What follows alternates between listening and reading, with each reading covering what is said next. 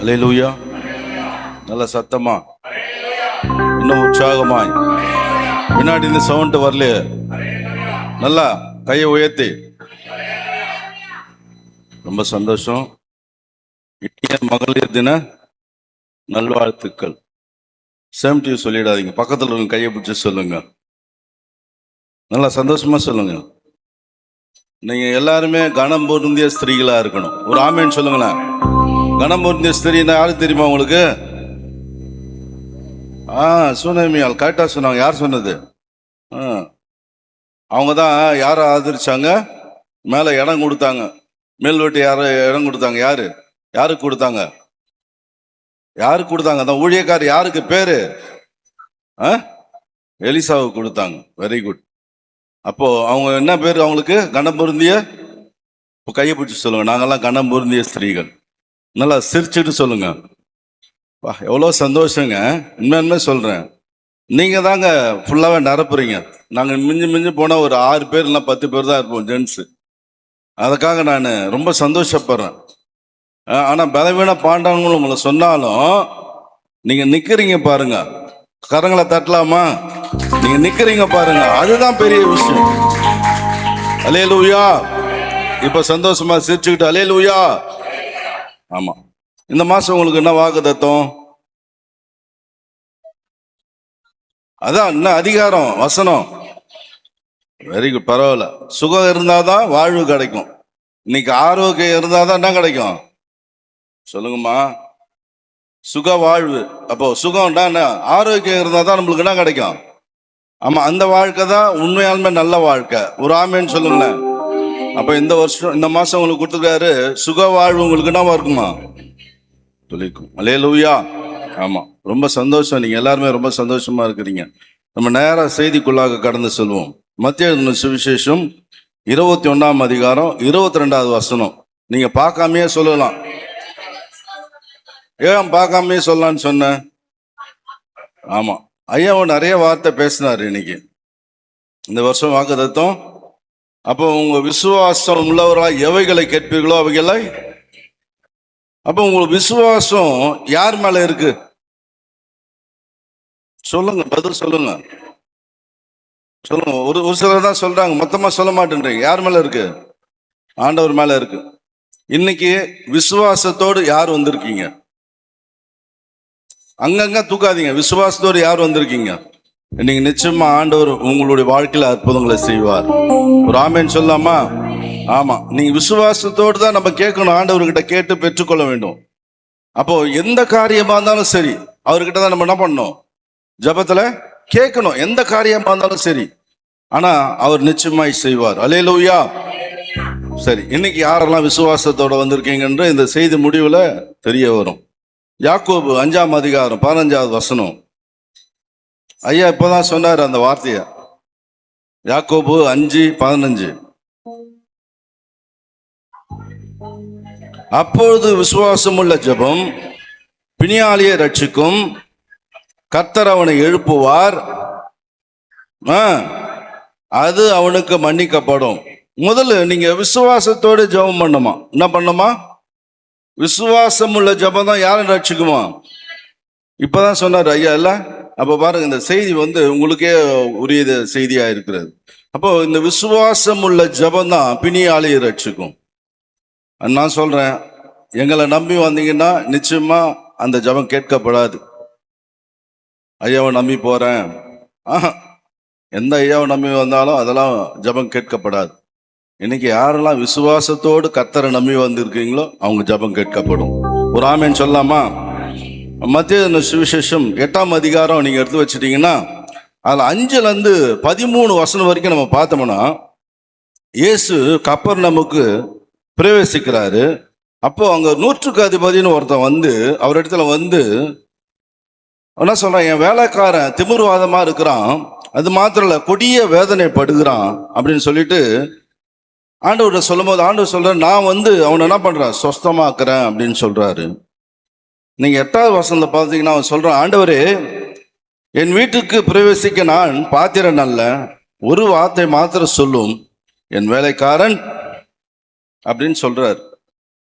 இங்க பாத்தீங்கன்னா அவர் இன்னொரு வார்த்தை சொல்றாரு, நான் அதிகாரத்துக்கு கீழ்பட்டவனா இருந்தும் எனக்கு கீழ்பட்டு சேவகர்கள் அநேகம் உண்டு.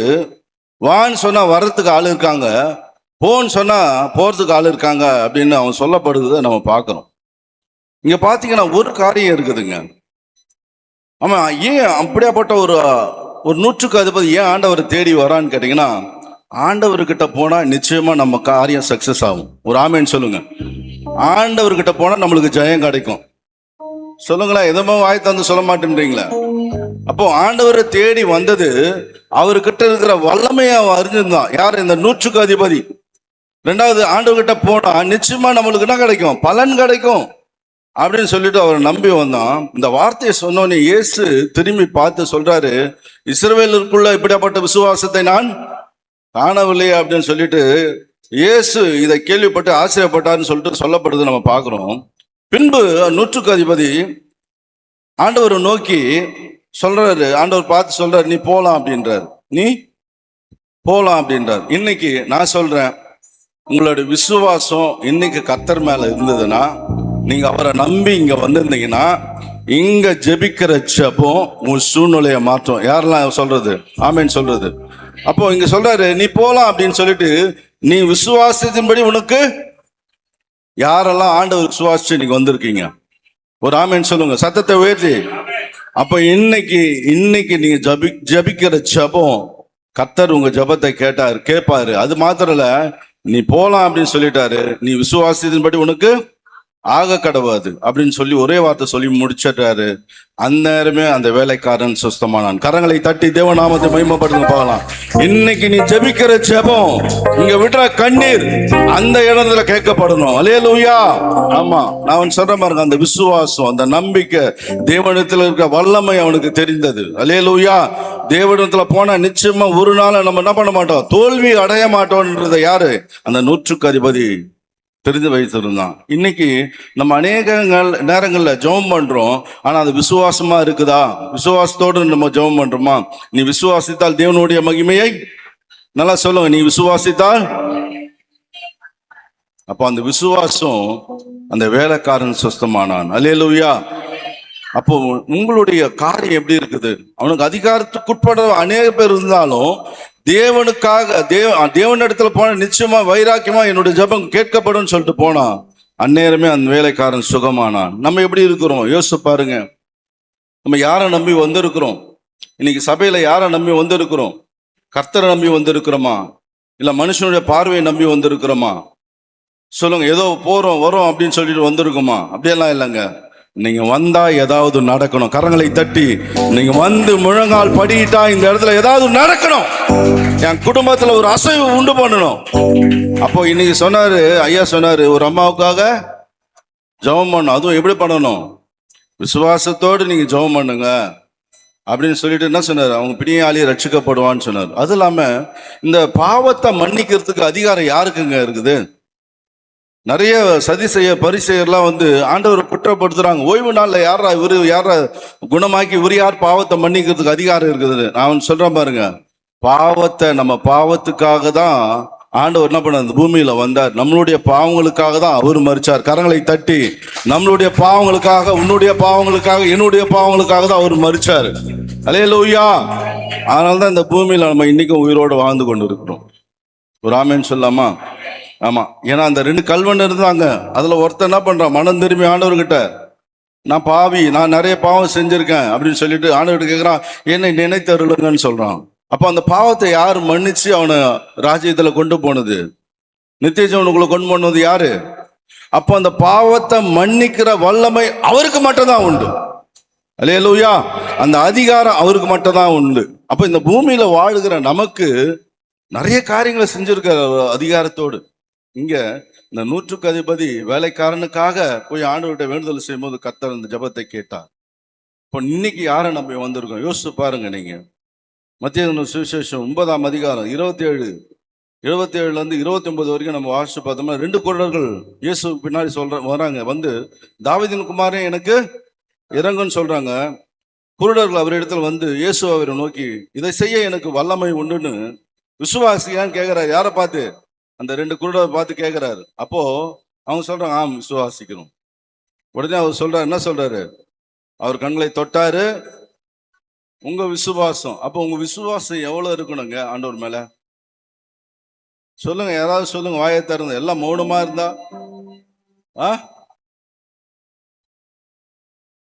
அவங்க வாயில சொல்லிட்டாங்க. நீங்க யாருமே சொல்ல மாட்டேன்றீங்களா? உங்க விசுவாசம் சின்னதா இருந்தா சின்னதா தான் இருக்கும். உங்க விசுவாசம் பெருசா இருந்தா, அப்ப உங்க விசுவாசத்தை ஆண்டவர் பார்க்கிறாரு. அந்த குருடர்கிட்ட சொல்ற, என் வல்லமையை நீ என்ன பண்ற, நம்புறியா? அப்ப கர்த்தருக்கு வல்லமை இருக்குது. ஒரு ஆமேன்னு சொல்லுங்க. ஆமா, நீ என்ன விசுவாசிக்கிற? செய்வார். கண்டிப்பா இன்னைக்கு என்ன பண்ணுவார் ஆண்டவர்? நம்மளுக்கு செய்வார். என் ஜபத்தை ஆண்டவர் கேட்பார். என்னுடைய ஜபத்தை ஆண்டவர் கேட்பார். யாரெல்லாம் நினைச்சு இந்த இடத்துல வந்திருக்கீங்க, நிச்சயமா உங்க ஜபம் இந்த சபையை விட்டு நீங்க வெளியே போகும்போது ஆண்டவர் அற்புதம் செய்வார். மறுபடியும் சொல்றேன், இந்த இடத்துல கேட்டிருக்க செய்தி கேட்டிருக்க உங்களுக்கு சொல்றார் ஆண்டவர், ஏதோ வந்து உட்கார்ந்து போனீங்கன்னா நிச்சயமா செய்ய மாட்டார். நீ கர்த்தரிடத்தில் விசுவாசமா வந்து கண்டிப்பா நீ வந்து முட்டி போட்டு, ஆண்டவரே இன்னைக்கு எனக்கு அற்புதம் செய்யணும்னா நிச்சயமா செய்வார். அல்லேலூயா. அப்போ முதல் உங்க ஜபம் எப்படி இருக்கணுமா? விசுவாசத்தோடு இருக்க வேண்டும். 2வது, நீங்க ஊக்கமா ஜெபம் பண்ணணும். எப்படி ஜெபம் பண்ணணுமோ? ஊக்கமா. அதுனா ஊக்கமா ஜெபம் பண்றது. யாக்கோபு 5ஆம் அதிகாரம் 16வது வசனம்.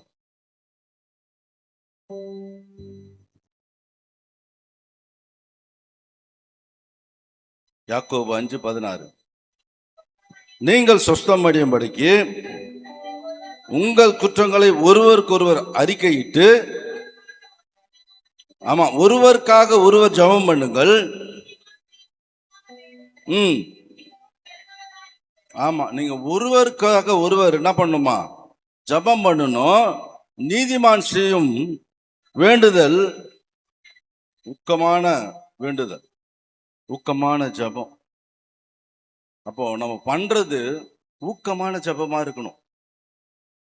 புரியுதுங்களா? நீங்க லூக்கா எழுதின சுவிசேஷம் 40லேருந்து 44 வரைக்கும் நம்ம வாசிச்சு பார்த்தோம்னா, அங்க ஆண்டவர் சொல்றாரு, நீங்கள் சோதனைக்கு உட்படாதபடி ஜெபம் பண்ணுங்கள் என்று சொல்லி சீஷர்கிட்ட சொல்லிட்டு என்ன பண்றாரு? கொஞ்சம் தூரம் கல்லெறியும் தூரத்துல போயிட்டு முழங்கால் படிட்டு என்ன பண்றாரு? ஜெபம் பண்றாரு. என்னன்னு ஜெபம் பண்றாரு பாத்தீங்கன்னா, நீங்க பிதாவே உமக்கு சித்தமானால் இந்த பாத்திரம் என்னை விட்டு நீங்கும்படி செய்யும், ஆயினும் உம்முடைய சித்தத்தின்படி அல்ல, என்னுடைய சித்தத்தின்படி அல்ல, உம்முடைய சித்தத்தின்படி ஆக கடவுது என்று சொல்லி என்ன பண்ணாராம்? ஜெபம் பண்ணாரு. இந்த சீஷருங்கிட்ட சொல்றாரு, நீங்க ஜெபம் பண்ணுங்கன்னு சொல்லிட்டு கொஞ்சம் தூரம் போய் தள்ளி அவர் என்ன பண்றாரு? ஜெபம் பண்றாரு. ஏன் இந்த ஜெபம் பண்றாருன்னு பாத்தீங்கன்னா, அவர் சிலுவையில என்ன பண்ண போறாங்க? காட்டி கொடுத்து அறைய போறாங்க. அப்ப இந்த ஜெபம் நம்மளை போல மனுஷனா தான் ஆண்டவர் என்ன பண்ணாரு? இந்த உலகத்துல வந்தாரு. நம்மளை போல ரத்தம் வரும், அவருக்கு எல்லாமே வலிக்கும், எல்லாமே இருக்கும். இப்ப இதெல்லாம் தாங்கணுமே. அப்ப பிதா கிட்ட கேட்கிறாரு, இந்த பாத்திரம் என்னை விட்டு நீங்குமானால் உம்முடைய சித்தத்தின்படி ஆக கடவுதுன்னு கேட்கிறாரு. வானத்திலிருந்து ஒரு தூதன் தோன்றி அவர் என்ன பண்ணாராம்? முதலாவது பலப்படுத்தினான். அல்லேலூயா. அப்போ அது ஊக்கமான ஜெபம். நான் இந்த வலியெல்லாம் எப்படி தாங்க போறேன்?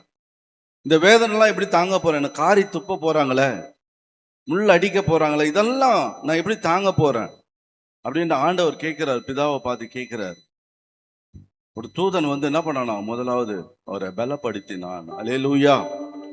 அதுக்கு 44வது வசனத்தை பார்த்தீங்கன்னா, அவர் மிகவும் வியாகுலப்பட்டு அதிக ஊக்கத்தோடு ஜெபம் பண்ணினார். அவருடைய வேர்வை துளி ரத்தமாய் மாறினது. அல்லேலூயா. சந்திக்க போற பாடுகளை நினைச்சு அவர் மிகவும் வியாகுலத்தோடு ஜெபம் பண்ணாரு. அப்போ ஒரு தேவதூதன் இறங்கி வந்து அவர் என்ன பண்ணானா? பலப்படுத்தினான். இந்த தேவதூதன் எதற்காக நம்மளுக்கு வச்சிருக்காருன்னா, நம்மளுடைய நமக்காக பணிவிடைக்காரராக நியமிக்கப்பட்டிருக்காங்க. நம்மளாம் விசேஷமானவங்க. சொல்லுங்க, கைப்பிடிச்சு சொல்லுங்க. நான்லாம் யாரு? ஏன்னு கேட்டீங்கன்னா, இந்த தேவதூதன்ல படைச்சதே ஆண்டவர் படைச்சது எதுக்குன்னா, நம்மள என்ன பண்ணணுமா? பலப்படுத்தணும். 2வது, நம்மளுக்கு என்ன பண்ணுவோம்? பணிவிடக்காரராக வச்சிருக்காங்க. அப்போ நம்ம தான் வந்து ஒரு விசேஷமானவர்கள். அப்போ இந்த ஊக்கமான ஜபத்தை பிதா கேட்டார். ஒரு ஆமேன்னு சொல்லுங்களேன். அப்போ நம்ம ஊக்கமா ஜெபம் பண்ணணும். அது மாத்திரம் இல்லை, அப்போஸ்தலர் 12ஆம் அதிகாரத்தை நீங்க எடுத்துட்டீங்கன்னா, அதுல 5லேருந்து 7 வரைக்கும் நம்ம வாசிச்சு பார்த்தோம்னா, அதுல 5வது வசனத்தை முதல்ல வாசிங்க பார்க்கலாம். அப்போஸ்தலர் 12.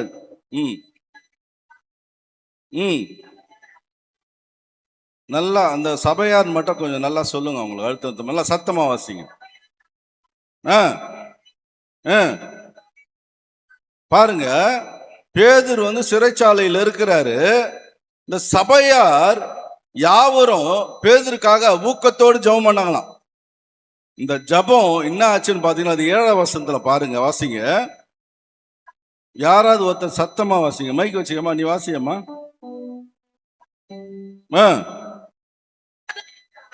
அறையிலே வெளிச்சம் பிரகாசித்தது. அவன் பேதுருவை விலாவிலே தட்டி சீக்கிரமா எழுந்திரு என்று அவனை எழுப்பினான். உடனே சங்கிலிகள் அவன் கைகளில் கரங்களை தட்டி, இன்றைக்கு ஆண்டவர் உங்களை தட்டி எழுப்ப போகிறார். உனக்கு கட்டப்பட்டிருக்க எல்லா சங்கிலிகளும் அறுக்கப்பட போகிறது. அல்லேலூயா. அப்ப அந்த ஊக்கமான ஜெபம், உடனே ஒரு தேவதூதன் வந்தான். நான் சொல்றேன் பாருங்க, எல்லா இடத்துலயும் தூதன் வந்தான்னா ஆண்டவர் அனுப்புறது தான். அதெல்லாம் அன்னைக்கு ஆகார் அழுதாங்க வனாந்தரத்துல, யார் வந்தது? வந்தாரா? என்ன பண்ணாரு? ஒரு துறவை உண்டாக்கினார். கொர்நேலியை ஜெபிக்கும் போது யார் வந்தது? அப்போ நீங்க ஜெபிக்கிற ஜெபத்தை மேல அசைக்கப்படணும். கரங்களை தட்டி நீங்க ஜெபிக்கிற ஜெபம் மேல அசை உண்டாக்கணும், கீழே வரணும், தேவதூதன் இறங்கி. அப்படியாப்பட்ட ஜெபமா உங்க ஜெபம் இருக்கணும். ஒரு ஆமேன்னு சொல்லுங்களேன். அப்ப ஊக்கத்தோடு நீங்க ஜெபம் பண்ணணும். எப்படி பண்ணணும்? ஃபர்ஸ்ட், 2வது, 3வது கருத்தாய் ஜெபம் பண்ணணுமா? எப்படி?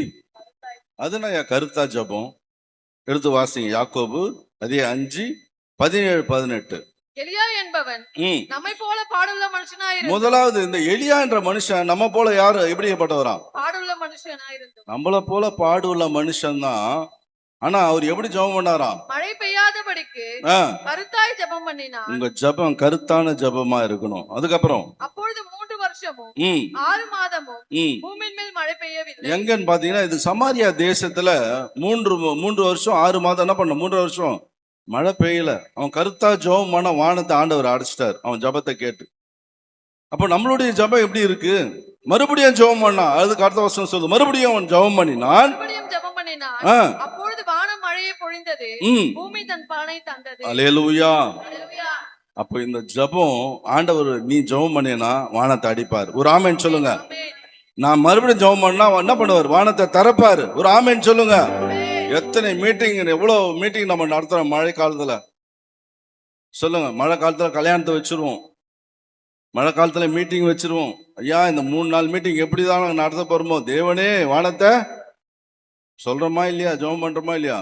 அந்த 3 நாள் மீட்டிங் ஆண்டவர் நல்லா நடத்துறாரா இல்லையா? நம்ம ஜெபத்தை கேட்டு நடத்துறாரு. சொல்லுங்கம்மா, எதுவுமே சொல்ல மாட்டேன்றீங்களே. நானே தான் பேசுறேன், நீங்க ஏதாவது ஒரு வார்த்தை பேச மாட்டேன்றீங்களே. அடைச்சிட்டாரு. அந்த 3 நாள் மீட்டிங் சக்சஸ். நான் சொல்றேன் பாருங்க, என் கல்யாணம் நடக்குது, என் பொண்ணு கல்யாணம் நடக்குது, ஆண்டவரே எல்லாரும் வரணும், இந்த கல்யாணம் நல்லா சிறப்பா நடக்கணும். நீ கருத்தா ஜெபம் பண்ற, வானத்தை அடைக்கிறாரு, எல்லா தேவைகளும் சந்திக்கிறாரு. இல்லையா? சொல்லுங்க, இல்லையா? ஆமா, செய்யறாரு. அப்போ அந்த ஜெபம் கருத்துதான் இருக்கணும். அதுதான் நீங்க 1 ராஜாக்கள் 18ஆம் அதிகாரம் 41, 44, 45 நீங்க வீட்டுல போய் வாசிச்சு பாத்தீங்கன்னா, அங்க ஆகாப்புக்கு சொல்றாரு, நீ போ, மழை சத்தத்தின் இரைச்சல் கேட்குது, நீ போ அப்படின்றாரு. சொல்லிட்டு சொல்றாரு, அந்த உள்ளங்கை மேகம் தான் முழு வானத்தையும் மூடிட்டு. கரங்களை தட்டி, உள்ளங்கை விசுவாசம் இந்த வானத்தையே மூடுமானால் நிச்சயமாய் அந்த இடத்துல மழையை உண்டு பண்ணுவார். அல்லேலூயா. அப்ப அந்த கொஞ்சம் விசுவாசம், அந்த கொஞ்சம் மேகம்தான் முழு வானத்தையும் மூடிச்சு, மழை பெய்தது. அல்லேலூயா. நான் சொல்றேன் பாருங்க, கர்த்தர்கிட்ட நீ கருத்தா ஜெபம் பண்ணி பாரு, உன் வாழ்க்கை மாறுதா இல்லையான்னு பாரு. ஒரு ஆமென் சொல்லுங்க. 1 கொரிந்தியர் 14:15 14ஆம் அதிகாரம் 14-15 வாசிங்க பார்க்கலாம். 1 கொரிந்தியர் 14ஆம் அதிகாரம் 14-15. செய்ய வேண்டுவது என்ன? நான் ஆவியோடும் விண்ணப்பம் பண்ணுவேன், கருத்தோடும் விண்ணப்பம் பண்ணுவேன். முதல் அதுக்கு முன்னாடி 14, நான் அந்நிய பாஷை என்னத்தினால் எனில் நான் அந்நிய பாஷையிலே விண்ணப்பம் பண்ணினால் என் ஆவி விண்ணப்பம் பண்ணுமே. அது என் ஆவிக்கு மட்டும்தான் அது விண்ணப்பம் பண்ணுறது மட்டும், என் கருத்துக்கு பயனற்றதா இருக்குன்னு சொல்றாரு. 15 இப்படி இருக்க செய்ய வேண்டியது என்னன்னு கொண்டு ஒரு கொஸ்டின் மார்க் போட்டு, நான் ஆவியோடும் விண்ணப்பம் பண்ணுவேன், கருத்தோடும் விண்ணப்பம் பண்ணுவேன், நான் ஆவியோடும் பாடுவேன், கருத்தோடும் பாடுவேன். கரங்களை தட்டி தேவநாமத்தை மகிமைப்படுத்துங்க பார்க்கலாம். அப்போ உங்க ஜெபம் கருத்தாய் இருக்க வேண்டும். நீங்க கருத்தா ஜெபம் பண்ணுங்க, கர்த்தர் நிச்சயமாய் கேட்பார். அல்லேலூயா. அடுத்தது நம்ம ஸ்தோத்திரத்தோடு கூட ஜெபம் பண்ணுமா. ஃபர்ஸ்ட் விசுவாசத்தோடு, ஊக்கத்தோடு, கருத்தோடு, நாலாவது ஸ்தோத்திரத்தோடு நம்ம ஜெபம் பண்ணணும். அது நாங்க ஸ்தோத்திரத்தோடு ஜெபம் அப்படின்னு கேட்டீங்கன்னா, இப்போ நீங்க இங்க சாட்சி சொல்ல வரீங்க, சாட்சி சொல்ல வந்தா முதல்ல என்ன சொல்றீங்க நீங்க? கர்த்தருடைய பரிசுத்த நாமத்துக்கு ஸ்தோத்திரம் முதலில் சொல்லிருங்க. அந்த முதல்ல ஸ்தோத்திரம் சொல்றீங்க. இந்த ஸ்தோத்திரம் சொல்றது என்னன்னு பாத்தீங்கன்னா, நன்றி சொல்றதுங்க. கர்த்தருக்கு நன்றி சொல்றது. ஒரு சிலர் கையை கூட தூக்க மாட்டாங்க, ஸ்தோத்திரம் ஐயா. ஏன்னா அவருக்கு நீங்க அப்படியெல்லாம் கிடையாது. நீங்க கர்த்தருக்கு ஸ்தோத்திரம் பண்றீங்க. நீங்க யாராவது பார்க்காம போனா கூட பரவாயில்ல, கூப்பிட்டு ஸ்தோத்திரம் பண்ணுங்க. நீங்க அவருக்கு பண்ணல, கர்த்தருக்கு பண்றீங்க. உங்ககிட்ட சண்டை போட்டுக்கிட்டாரா, கோச்சிட்டு திரும்பி போறாரா, கவலைப்படாதீங்க. நீங்க அவருக்கு பண்ணல, கர்த்தருக்கு பண்றீங்க. அவரு சீண்டி கூட ஐயா ஸ்தோத்திரம் சொல்லிட்டு போங்க. ஒரு ஆமேன்னு சொல்லுங்களேன். அப்ப உங்க விண்ணப்பம் எப்படி இருக்கணுமா? ஸ்தோத்திரத்துக்குரிய விண்ணப்பமா இருக்க வேண்டும், ஸ்தோத்திரத்துக்குரிய ஜபமா இருக்க வேண்டும். அதான் தாவீது சொல்றாரு, சங்கீதம் 34:1 சொல்றாரு, கர்த்தரை நான் எக்காலத்திலும் ஸ்தோத்தரிப்பேன், அவர் துதி எப்பொழுதும். அதாவது தாவீது எந்த சூழ்நிலை வந்தாலும் கர்த்தருடைய துதி ஸ்தோத்திரம் வாயில இருந்துகிட்டே இருந்தது. அது அரண்மனையா இருக்கட்டும், வனாந்தரமா இருக்கட்டும், எங்க போனாலும் ஸ்தோத்திரம் துதி இருந்துகிட்டே இருந்தது. அதனால்தான் ஆண்டவர் சொல்றாரு, என் இருதயத்துக்கு ஏன் இந்த வார்த்தையை சொல்லியிருப்பான்னு பார்த்தீங்கன்னா, எப்பவுமே அவன் வாயில இந்த காரியம் இருந்துகிட்டே இருந்தது. அதனால்தான் அவனுடைய காரியம் அவங்க பிள்ளையும் அவன் சந்ததியும் வாழ வைத்தது. ஒரு ஆமேன்னு சொல்லாமா? இப்போ நம்ம என்ன பண்றோம்? ஒரு சிலர் கிண்டல் பண்ணுவாங்க, எப்ப பாரு ஸ்தோத்திரம் பண்ணுது அப்படின்லாம் கிண்டல் பண்ணுவாங்க. நான் சொல்றேன் பாருங்க, அந்த ஸ்தோத்திர பலியை ஆண்டவர் ரொம்ப அங்கீகரிப்பார். ஒரு ஆமேன்னு சொல்லுங்களேன். ஆமா, என்னதான் எப்ப பாரு ஸ்தோத்திரம் ஸ்தோத்திரம் ஸ்தோத்திரம்னு சொல்லுது அப்படின்ட்டு. எழுந்தா ஸ்தோத்திரம், உட்காந்தா ஸ்தோத்திரம், படுத்தா ஸ்தோத்திரம் சொல்லி பாருங்க. அந்த ஸ்தோத்திரம் தான் உன்னை இந்த வரைக்கும் என்ன பண்ணுது? வாழ வைக்குது. ஒரு ஆமேன்னு சொல்லாமே, சந்தோஷமா சொல்லாமே. அல்லேலூயா. அப்போ இந்த ஸ்தோத்திரம் எல்லாத்துக்குமே உண்டுங்க. நீங்க யோபு எடுத்துட்டீங்கன்னா 1:21-22 பாத்தீங்கன்னா, நிர்வாணியா என் தாயின் வயிற்றிலிருந்து வந்தேன், நிர்வாணியா இவ்விடத்துக்கு திரும்புவேன், என் கர்த்தர் கொடுத்தார், கர்த்தர் எடுத்தார், கர்த்தருடைய நாமத்துக்கு. இந்த காரியத்தை யாராவது சொல்ல முடியுமா? ஒரே நாள் எல்லாம் முடிஞ்சு போச்சு. பிள்ளை, அவனுடைய ஆஸ்தி எல்லாம் அழிஞ்சு போச்சு. ஆனா அவர் சொல்றாரு, கர்த்தர் கொடுத்தார், நான் நிர்வாணியா தான் வந்தேன், கர்த்தர் கொடுத்தார், கர்த்தருடைய நாமத்துக்கு. இந்த காரியம் உங்க வீட்டுல யாருன்னா இருந்த சொல்லுவீங்களா? சொல்ல மாட்டீங்க, எல்லாம் அப்படியே அமைதியாயிட்டீங்க. ஆனா சொல்லணும். அவர் தான் கொடுக்கிறாரு. அவர் சொல்றாரு, என்ன இஷ்டம், நான் தருவேன், நீ வன்கண்ணனா இருக்காத. 1 மணி நேரம் வந்தாலும் சரி, அதே கூலியை நான் தான் கொடுப்பேன். ஓமையை சொல்றாரு பாருங்க. 8 மணி வந்தாலும் அதே காசு தான். நான் சொல்றேன் பாருங்க, இப்போ வந்தாலும் சரி, அப்போ வந்தாலும் சரி, எப்போ வந்தாலும் சரி, கூலி ஒண்ணுதான். அது ஏன் இஷ்டம் அப்படின்றார். அப்போ இங்க அந்த ஸ்தோத்திரம் சொன்னதுனால தான் யோபு இரட்டத்தையான ஆசீர்வாதம் பெற்றுவான. கரங்களை தட்டி தேவநாமத்தை மகிமைப்படுத்துங்க பார்க்கலாம். இரட்டத்தையான ஆசீர்வாதம் எப்படி வந்தது? கர்த்தர் கொடுத்தார். இன்னொரு காரியத்தை நான் உங்களுக்கு சொல்றேன் பாருங்க. 2 நாளாகமும் 6ஆம் அதிகாரம் 4வது வசனத்தை வாசிங்க.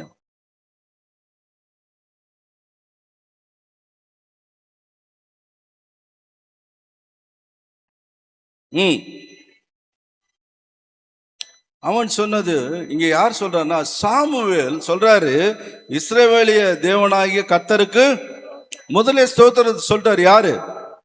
சாமுவேல். ஏன் இந்த வார்த்தையை சொன்னார்னு பாத்தீங்கன்னா, ஆலயத்தை கட்டி முடிச்சிட்டாரு சொல்றாரு. சொன்னது இல்லாம அவர் ஒரு வார்த்தை சொல்றாரு பாருங்க.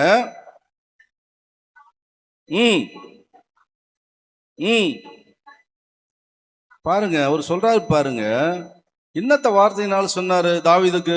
தாவீது சொல்றாரு, அப்பா உனக்கு ஒரு ஆலயத்தை நான் கட்டுறேன் அப்படின்னு சொல்றாரு. அப்பா நீ ஆலயத்தை கட்டாது, உன் கையெல்லாம் இருக்குது, ரத்தக்கார படிஞ்சிருக்குது, நீ ஆலயத்தை கட்டாத, உன் பிள்ளை கட்டுவான் அப்படின்னு சொல்லிட்டு இந்த இடத்துல ஆண்டவர் சொல்றாரு, உன் வாயினால் சொன்னதை உன்னுடைய கரத்தினால் நிறைவேற்றுகிற தேவன். கரங்களை தட்டி தேவநாமத்தை மகிமைப்படுத்த பார்க்கலாம். இன்னைக்கு நீங்க வாயினால் அறிக்கை பண்றத கர்த்தர் உன் சந்ததி வரைக்கும் உன்னை கொண்டு போவா. ஒரு ஆமேன்னு சொல்லாமா? நல்லா சத்தமா, இன்னும் சத்தமா. ஆமா, அவன் வாயில சொன்னதை கர்த்தர் தம்முடைய கரங்களினால் நிறைவேற்றினார். அல்லேலூயா. நான் மறுபடியும் சொல்றேன், இது யாருக்கோ ஒருத்தருக்கு சொல்றாரு, நீ பண்ற ஜெபம் உன் பிள்ளைய மாற்றும். நீ பண்ற ஜெபம் இன்னைக்கு உன் வீட்டுக்கார மாற்ற போகுது. கரங்களை தட்டி, நீ என்ன நினைச்சு அந்த இடத்துல வந்து எனக்கு தெரியாது, கர்த்தர் உங்களோடு கூட பேசி கொண்டு இருக்கிறார். அல்லேலூயா, அல்லேலூயா. ஆமா, இதுக்கு உதாரணமா ஒரு மனுஷனை நான் உங்களுக்கு கோடிட்டு காட்ட விரும்புகிறேன். தானியேல் இந்த புஸ்தகம் 4ஆம் அதிகாரம்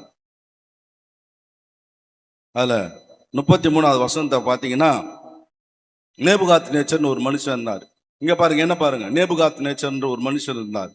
அவர் ரொம்ப பெருமையா இருந்தார். எப்படி இருந்தார்? நான் கட்டின மகா. தன்னுடைய பெருமையை பார்த்தாரு. ஆண்டவர் என்ன பண்றாரு? அவனை கீழே தள்ளிட்டார். தள்ளதுல மாத்திரம் இல்ல, அவன் என்ன பண்ணான்? மனுஷனால் தள்ளப்பட்டு மாடுகளை போல புல்ல தின்ன ஆரம்பிச்சிட்டாங்க. இன்னைக்கு நிறைய பெருமையின் ஆவி இருக்குது எல்லா இடத்துலயுமே. பெருமையின், என்ன பாரு, நான் யாரு தெரியுமா, எங்க அம்மா வீட்டுல வந்து, எங்க அம்மா வீடு எப்படியாப்பட்ட வீடு தெரியுமா, நான் யார் தெரியுமா சொல்றமா இல்லையா? தள்ளிடுவார் ஆண்டவர். அன்னைக்கு தள்ளினார். அவன் என்ன பண்ணான்? மாடை போல. ஆனா அவனுக்கு புத்தி தெரிஞ்சிச்சு. உடனே என்ன ஆயிடுச்சு சொல்லுங்க? அவனை காட்டிலும் ஒருவர் இருக்காருன்னு தெரிஞ்சிச்சு அவனுக்கு. இன்னைக்கு நிறைய பேர் அப்படிதான் தன்னுடைய பெருமையை, தன்னுடைய குலத்தை பத்தி அதிகமா பேசிட்டு இருக்காங்க. நான் யார் தெரியுமா, எங்க அப்பா யார் தெரியுமா, எங்க தாத்தா யார் தெரியுமா, எங்க பாட்டி யார் தெரியுமா, எல்லாம் குப்பை. அதுக்கும் மேலான ஒரு வார்த்தை இருக்கு. அதுதான் புரிஞ்சுக்கிட்டான். நீங்க 34வது வசனத்தை பாத்தீங்கன்னா, என் புத்தி எனக்கு திரும்பி வந்தது, என் புத்தி எனக்கு திரும்பி வந்தது. அப்பொழுது நான் உன்னதமானவரை ஸ்தோத்தரித்தேன், என்னென்றைக்கும் ஜீவிக்கிறவரை புகழ்ந்து மகிமைப்படுத்துவேன். அவர் ராஜ்யமே தலைமுறை கரங்களை தட்டி, அவர் ராஜ்யம் தலைமுறை தலைமையா. நீங்க ஃபுல்லா போய் வாசிச்சு பாருங்க வீட்டுல.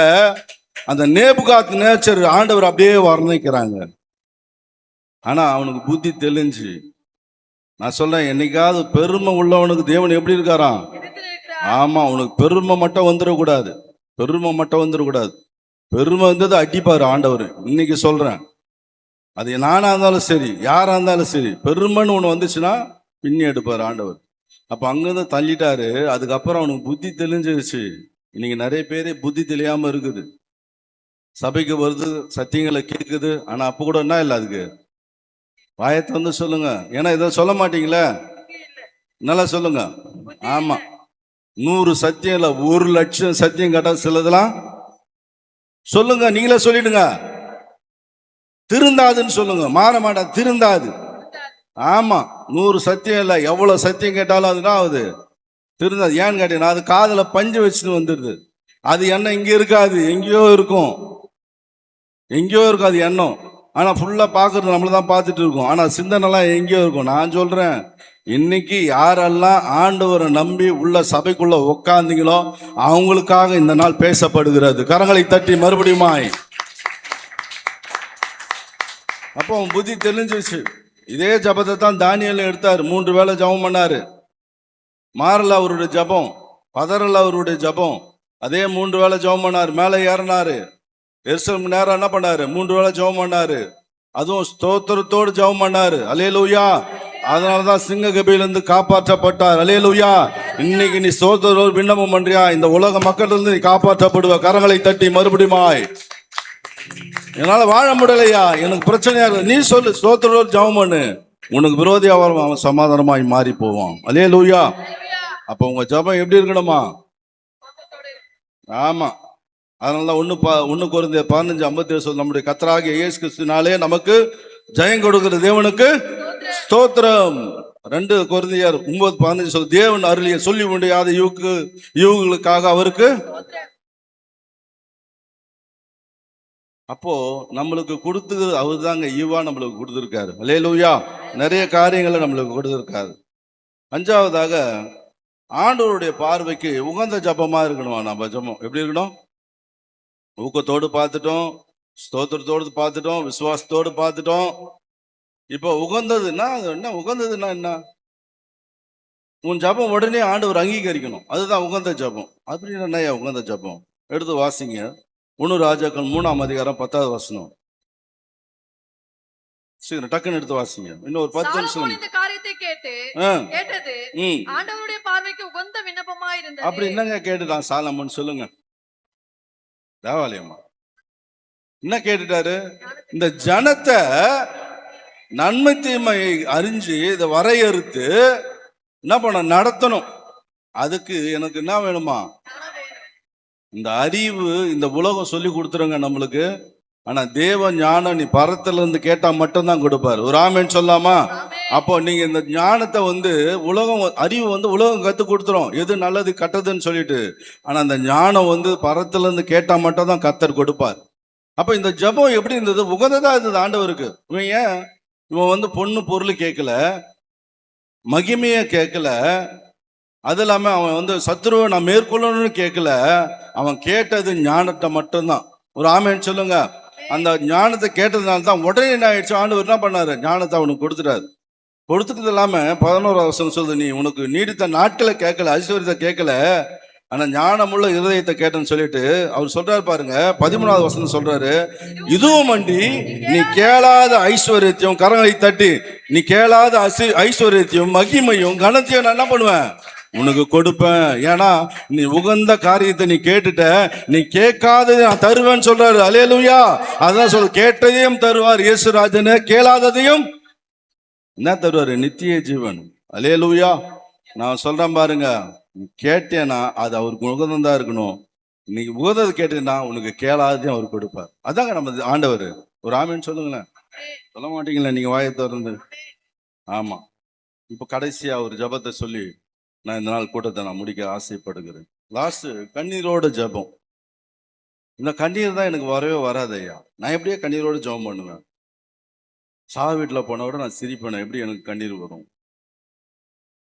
ஆனா சொல்றாரு, கண்ணீரோடு ஜபம்தான் கர்த்தருடைய பாதத்துல நீங்க நினைச்சேன்னா நிச்சயமா ஆண்டவர் இன்னைக்கு கண்ணீரோட ஜபத்துக்கு பதில் கொடுப்பார். அல்லேலூயா. ஏன்னா ஆண்டவர் அப்படிதான் ஜெபம் பண்ணாரு. எபிரேயர் 5ஆம் அதிகாரம் 7வது வசனத்தை வாசிங்க.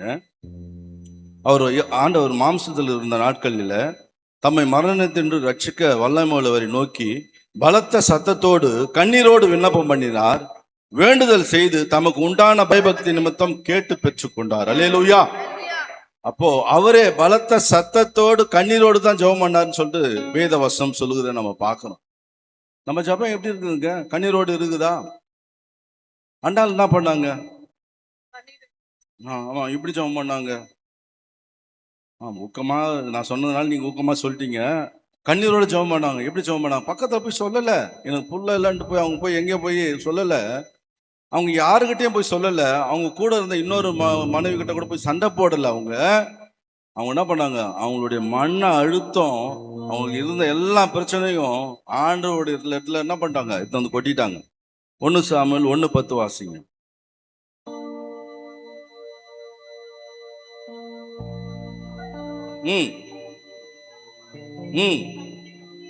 ஆமா, கர்த்தரை நோக்கி விண்ணப்பம் பண்ணினான். அல்லேலூயா. மனம் கசந்து சொல்ல முடியல, பாரத்தை யாருக்கிட்ட சொல்ல முடியல. நான் சொல்றேன், இன்னைக்கு அநேக பாரத்தோடு நீங்க வந்திருக்கீங்களா?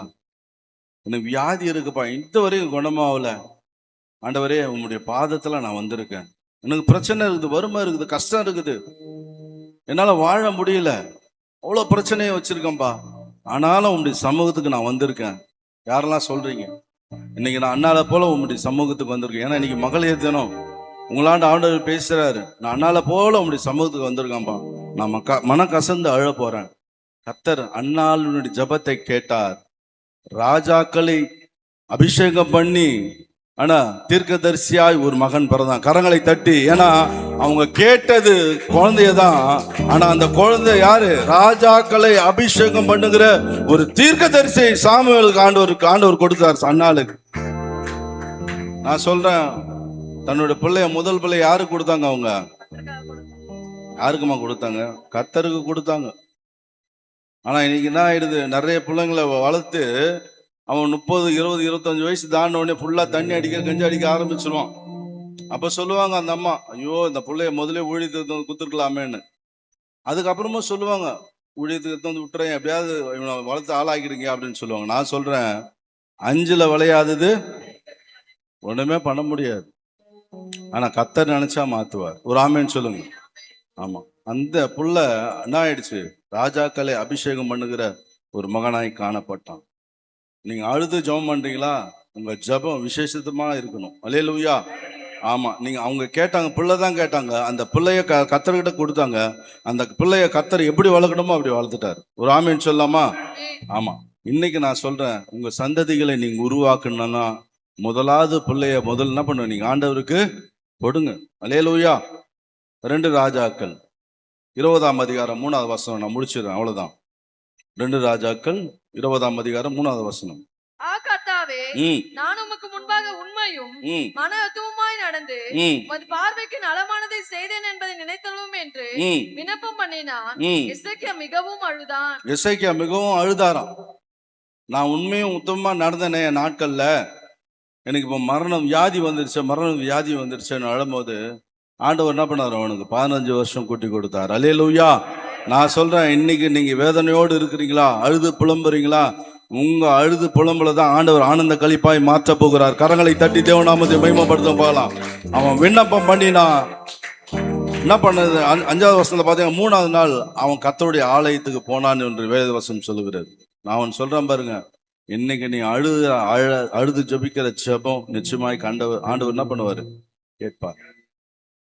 நம்ம தாங்க சரியாவே ஜெபம் பண்றது இல்லை. நான் சொல்றேன் பாருங்க, இந்தியும் மறுபடியும் உங்களுக்கு இந்த வாக்குத்தத்த வசனம் வருது. மறுபடியும் கரங்களை தட்டி ஆண்டவர் உங்களோடு கூட பேசுகிறார்.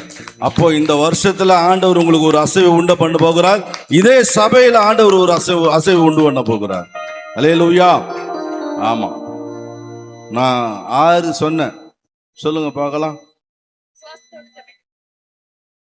என்னங்க சொல்றீங்க, சொல்லுங்க. ஃபர்ஸ்ட் ஆ ஆ ஆ ஆ 5 தான் சொன்னீங்க, 6 வரலையே. Very good. மறுபடியும் உங்களுக்காக நீங்களே கரங்களை தட்டிக்கலாமா? ஆண்டவர் உங்களோடு கூட பேசி இருக்கிறார். முழங்கால் படியிட்டு கர்த்தரை நோக்கி, அப்பா எல்லாரும் முழங்கால் படியிடுங்க. சும்மா அப்படியே அரை முட்டி முழு முட்டியில் நல்லா முழங்கால நில்லுங்க. கர்த்தர் இந்த நாள்ல ஒரு அசைவு உண்டு பண்ணணும். எல்லாம் முழங்கால் படியிட்டு, முடியாதவங்க பரவாயில்ல, முடிஞ்சவங்க எல்லாம் முழங்கால் படியிட்டு நீங்க ஆண்டவர் கூட பேசுங்க. இன்னைக்கு அண்ணாள் அழுதாள், மனங்கசிந்து அழுதாங்க. கர்த்தர் அவங்க வாழ்க்கையில ஒரு அற்புதம் செஞ்சாரு. அன்னைக்கு 100க்கு அதிபதி தன்னுடைய வேலைக்காரனுக்காக ஆண்டவர்கிட்ட வேண்டுதல் செய்தான். ஆண்டவர் அவனுடைய வேண்டுதலை கேட்டார். அந்நேரமே அந்த வேலைக்காரன் சுகமானான். நான் சொல்றேன் பாருங்க, இன்னைக்கு நீங்க இங்கிருந்து எந்த காரியத்துக்காக வேண்டுறீங்களோ, உனக்காக வேணாலும் சரி, இல்ல அடுத்தவங்களுக்காக வேணாலும் சரி, ஆண்டவர் இன்னைக்கு பெரிய ஒரு அசைவு உண்டு பண்ணுவார்.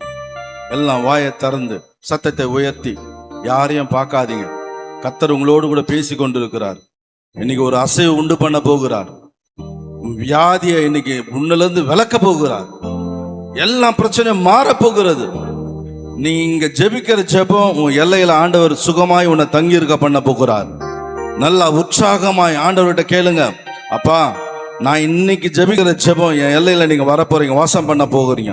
நீங்க இன்னைக்கு ஜெபிக்கிற ஜெபம் எல்லையில ஒரு அசைவு உண்டு பண்ண போகிறார். எல்லா தரித்திரங்களும் மாற போகிறது, எல்லா கஷ்டங்களும் மாற போகிறது.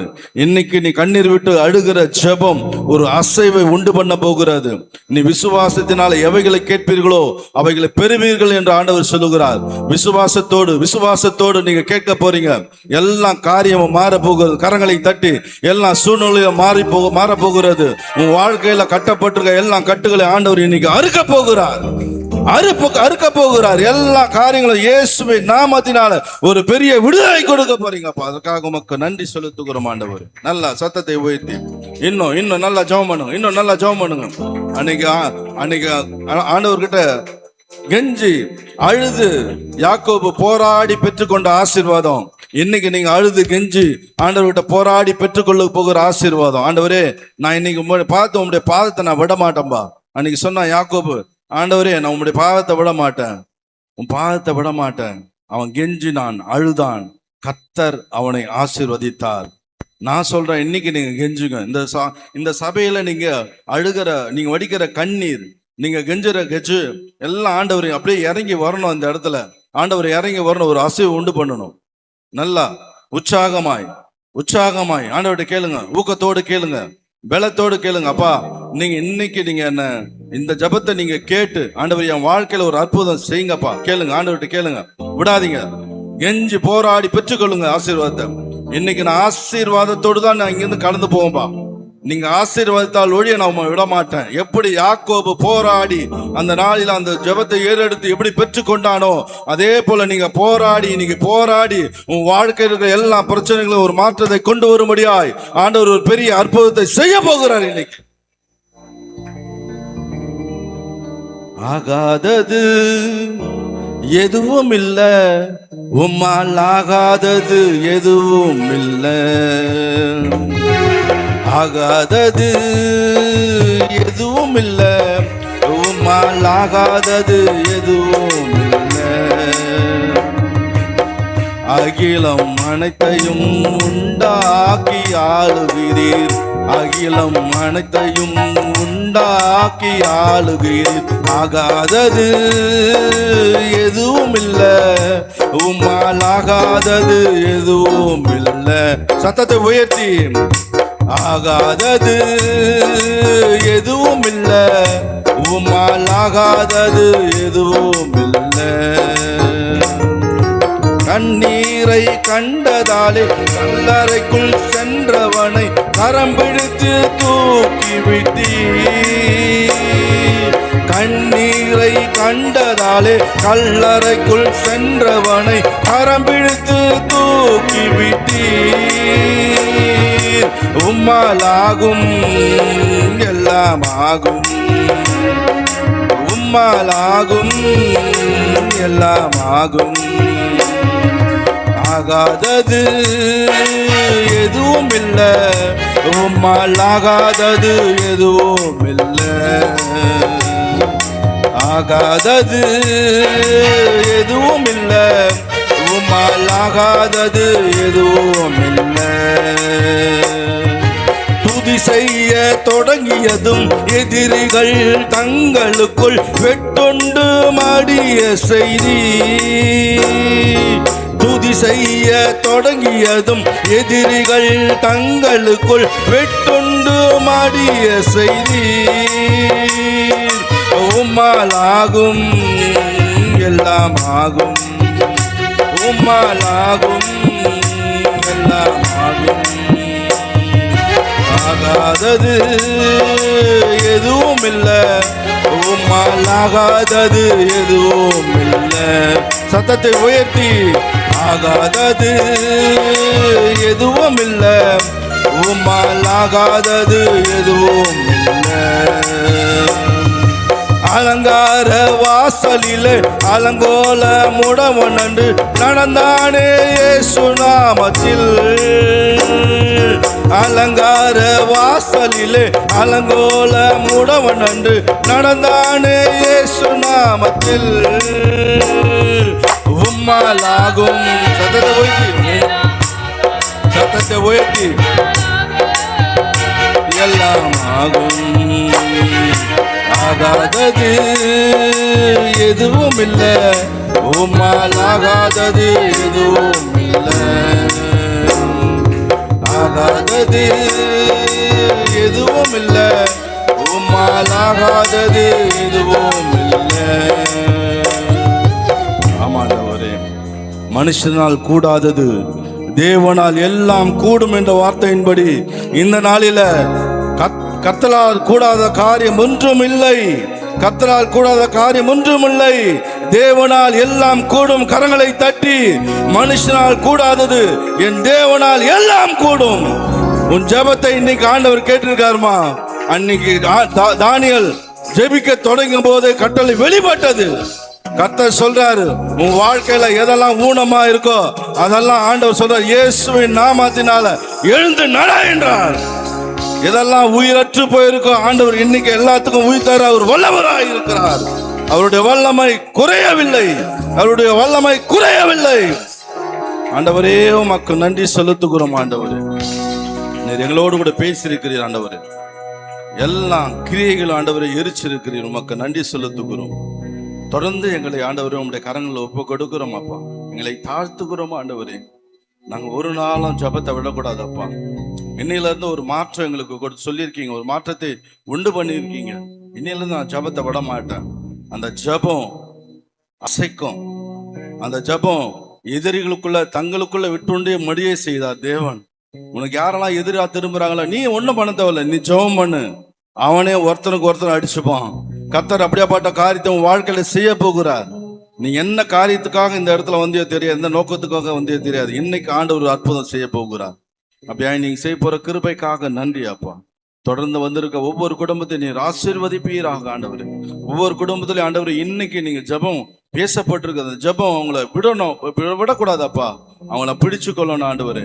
அந்த ஜபமானது அவங்க வாழ்க்கையில ஒரு அசைவு உண்டு பண்ணணும் ஆண்டவரே. சபைகளில் ஒரு அசைவு உண்டு பண்ணணும், சமுதாயத்துல ஒரு அசைவு உண்டு பண்ணணும். இவங்க ஜபிக்கிற ஜபம் ஆண்டவரே எல்லா இடத்துலயும் கேட்கப்படணும். அப்படியா நீங்க செய்ய போற கிருபைக்காக நன்றி.